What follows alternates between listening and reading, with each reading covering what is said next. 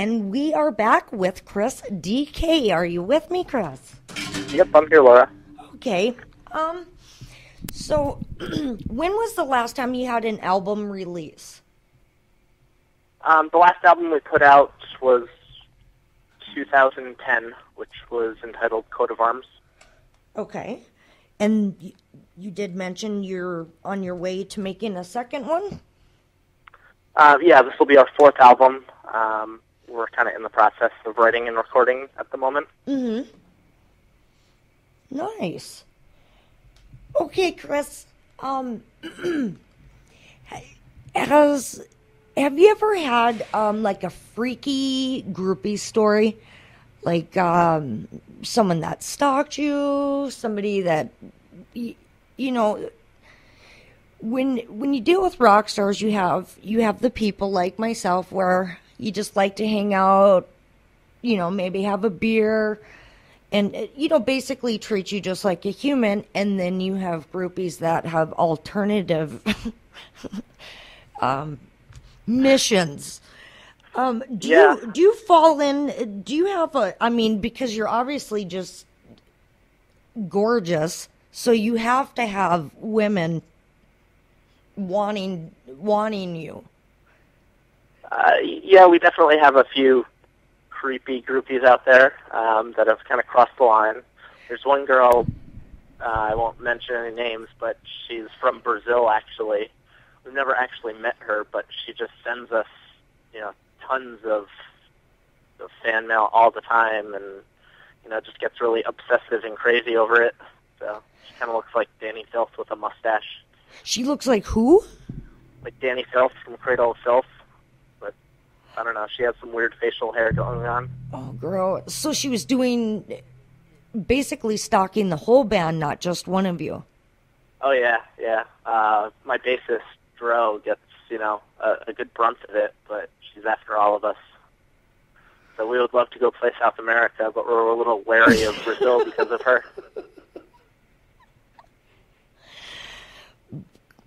You know, well, you'd have to tell the gay person, you know, here's a picture, do not allow this lady in. I know, yeah. Because there was a lady, I had Brian Forsyth from Kicks and Rhino Bucket on the show, and he had a lady that actually changed her last name to his last name and would go to concerts and tell everyone that was Brian's sister and all sorts of just weird things. And that's what they had to do, is when they would show up, because she would show up at every single gig, no matter where it was at, that they had to...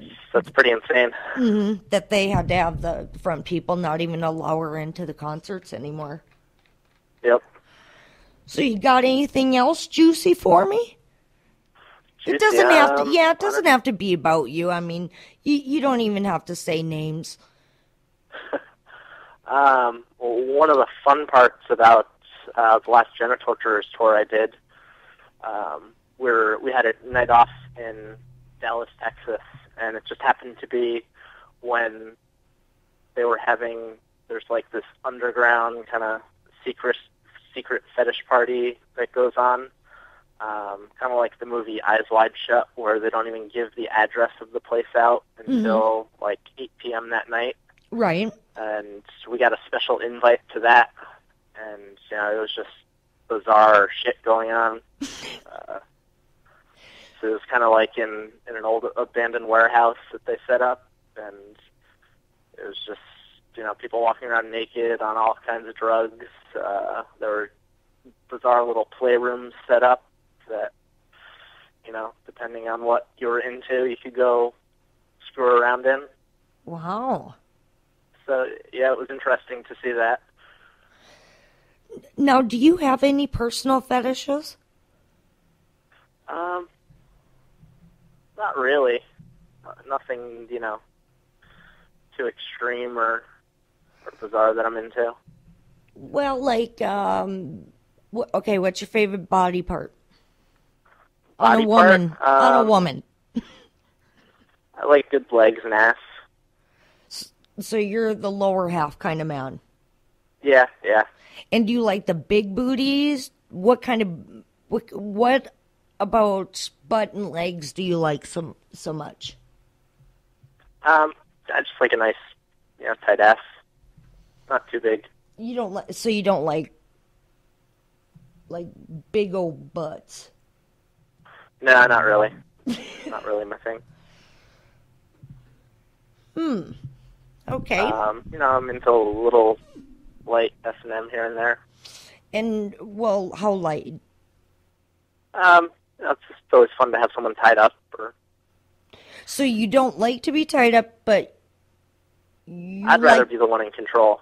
Oh, you don't. Is it a trust issue, or is it what is it about that you want to be the dominant one? I don't really know what it is that I enjoy about that. Maybe I'm kind of quiet and reserved in real life. Maybe I just like to exert my dominance sometimes in that form. I can see that. So I take it you've never been tied up and not interested in doing so? It's happened before, but like I said, I'd just rather be doing the tying up than be the one chained there. Okay, and what's your favorite sex position? Favorite sex position? Yeah. I don't know if I can really pick one. Okay, give me two. Give me your top two. I guess doggy, and I don't know, I just like being on top holding someone down. Be on top holding someone down. You mean like you would have their wrists and put in body weight? Okay. Well, that isn't... I was thinking you were going to get a little more freakier than that. Not really. I don't know. Pretty reserved? Kind of. But I definitely let the wild side out. Just... So you're kind of like a closet freak in the bed, huh? I guess you could put it that way. And do you have a girlfriend or a wife or children? I've been with a girl for 5 years now. Things are kind of changing. I'd rather really not get into that right now. Okay. So no children then? No children. Yep. Let's see.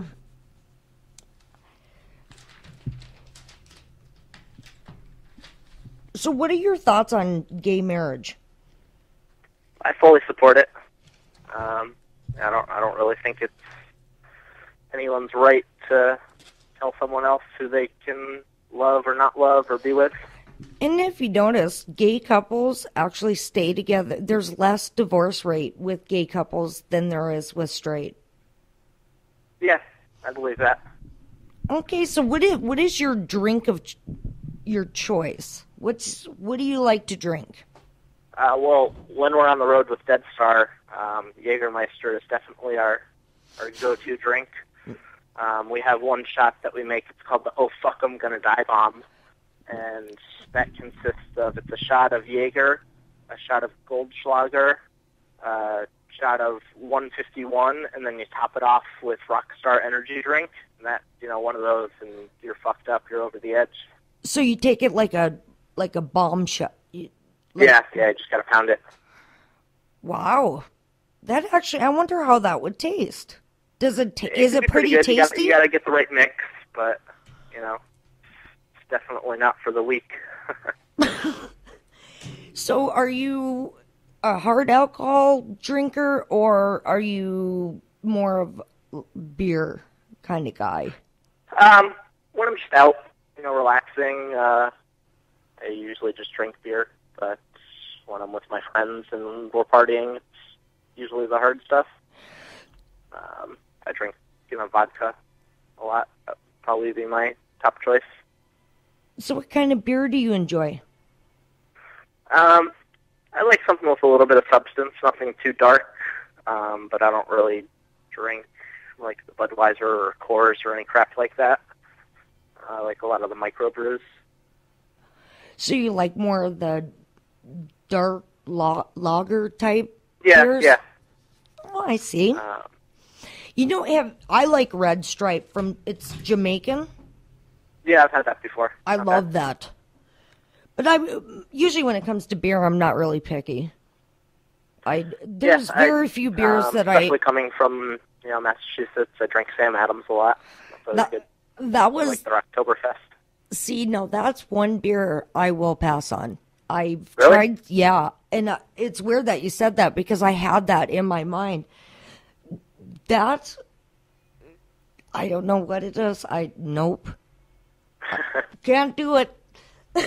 Can't do it at all. So what's the worst? Okay, think back about, and it can be with any of the bands, what is the worst thing that has happened on stage during a live show? Well, on the last Deadstar tour, a lot of the venues we played, or maybe two or three, we blew the power out. We're running a lot of power with all our amps and all the backing tracks and everything that we play with. So we have a lot going, and some of the venues we were in just couldn't handle that capacity, so the power just shut down in the middle of our set. And I'm guessing it never recovered? Yeah, it's, the club owners got things going. Oh. And we have our track machine on a battery reserve, so that never stops. Nice. Well, at least you have, thinking ahead in case of, something like that coming up. Yeah, you can't always prevent things like that from happening, so you just have to be prepared. So I'm taking it you've never, fallen off the stage or, got clubbed with a microphone, nothing, or... That really hasn't happened too much to me. I'm kind of, have the safety of being enclosed in my drum kit. Our guitarist, we used to have these ego boxes on stage, like big platforms we would stand on. Mm-hmm. And he went to go stand on it in the beginning, the first song of our set, and he fell right through and busted his leg open. Ah. On the Genitorturers tour, I play pretty hard, and I kept on hitting my finger on the rim of my drums, and it kind of busted my finger open, so kind of covered the drum set in blood spray. Yeah. Did it come back and spray you in the face? Was it bleeding like that? My arm and hand was pretty covered. There's a good picture of that online. On your Facebook page? Yeah.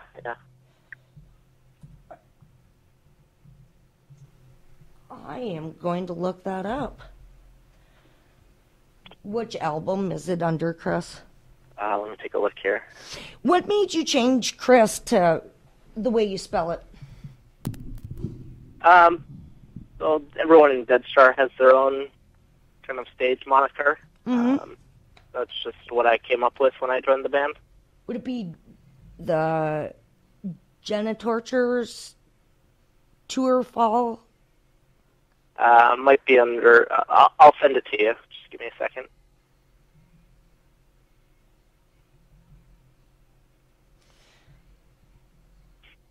Might be under the mobile uploads. Oh, okay. Yeah, what happened after that concert? What happened to that guy that died on the sidewalk after the show? Oh, I don't know what was wrong with him. That was after the Rammstein show that I saw last weekend. I don't think he was really dead. He was still moving, but he didn't look like he was in good shape. And it must have happened as the concert, everyone was filing out from the concert? Yeah, I guess so. I just saw him on the sidewalk when I was walking by. Was anyone helping him? Yeah, the paramedics were coming as I was there. I was going to say that wouldn't want, some guy flagellating like a fish on the sidewalk and you just walk by, you know? And you like snakes, huh? Yeah, I've always been into reptiles, just about as long as I've played music for. And how many so do you have? Right now I have 4 snakes and big tegu, which is a type of lizard.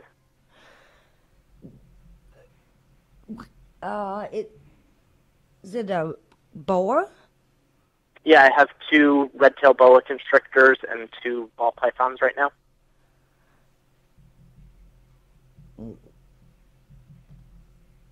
So what are their names? My biggest boa is named Dez. The other one, some of my animals don't really have names. There was one point where I just had so many that I kind of gave up on naming them all, as terrible as that is. Okay. And my tegu I call Asshole, just because she can be a little jerk. And the other boa I just call Baby Boa, because she was a lot smaller than Des when I got her. And the ball pythons are Darcy, and the other one really doesn't have a name. And do you have a cat? Do you have other pets? Yeah, I have 2 Siamese cats. So you're an animal lover. Ouch. Yeah, absolutely. I've always loved animals. I work with animals too. So. What do you mean you work with as when I'm not out on the road, I'm also a veterinary technician. Oh, cool. So are you the one that like assists? What kind of? Yeah, I work as an ICU nurse at an emergency hospital. You're a nurse? An animal nurse, yeah. That is so cool. So you're a nurse? Yeah, you take that's how I pay the bills when I'm not out playing music. And so, well, that's nice that you got 2 jobs on, of course, on the side.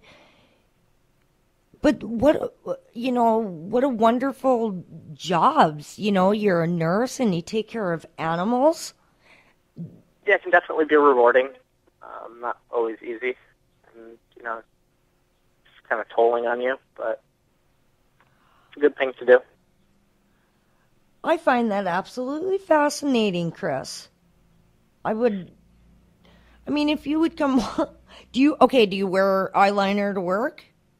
No, I don't do that. Okay. So I was going to say, I wonder what like an older lady would think about being in the hospital or something, and you come cruising in with eyeliner. No, I kind of toned down my image at work. But. So how long have you been a nurse? I've done that for about 9 years now. That's fantastic. Whatever made you decide to be a nurse? Well, coming out of high school, I guess I really didn't know what, path I wanted to take. I thought about going to school for music, but I didn't want to be a music teacher or anything like that. And I've always loved animals, so I just started working at a veterinary hospital, and I just caught on quick to how to do everything, and just kind of stuck with it for all these years. And now you say you work in ER? Yeah, at an emergency animal hospital. That is so neat. You're the second rock star that has Brian Forsyth from Kix. Also was like I'm not sure how I would put his title, but he was like a vet's assistant type. Oh, really? Yeah. So it's neat that I know 2 of you now. And that's awfully nice that they give you that time off to go and tour and stuff. Yeah, I was fortunate that they could be flexible with, the time that I have to be away and traveling. I'm looking at that picture of your hand. Uh-huh. How long did that hurt? Pretty much the whole tour, because it didn't really get a chance to heal. Every night I would, hit it on either, like, where I play, my hand kind of falls on my thigh, and it would either scrape on my pants or I would hit it on the snare drum rim. Mm-hmm. So it just kind of continued to bust open every night and got worse. It didn't really have a chance to heal until after I was home. So is this picture you just sent me right afterwards or a couple of days later? That was right after a show. I think that might have been in San Antonio. So it was a couple shows into the tour. How do you drum through that pain? When I'm on stage, you just have to get in the right mindset, and I become another person. I don't really feel anything or think anything. I'm just doing what I do. Kind of like the adrenaline takes over? Yeah. Kind of pain-free for a while. And how long have you been painting your fingernails? That's another thing that I just do on stage. So you don't wear that daily? No, only when I'm out on the road. God, that hurts. And you never broke anything? You just